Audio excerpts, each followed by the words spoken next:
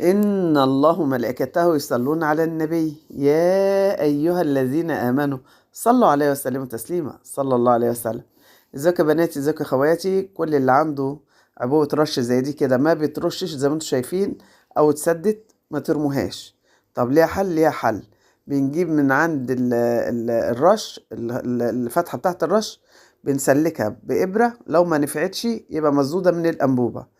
طب بنعمل ايه في الحالة دي؟ بنجيب قطر زي ما شفتوا كده، ونجيب ازاز فاضية ونروح فاتحين العبوة ونفضي اللي فيها في قلب البطرمان، ويكون ليه غطا محكم.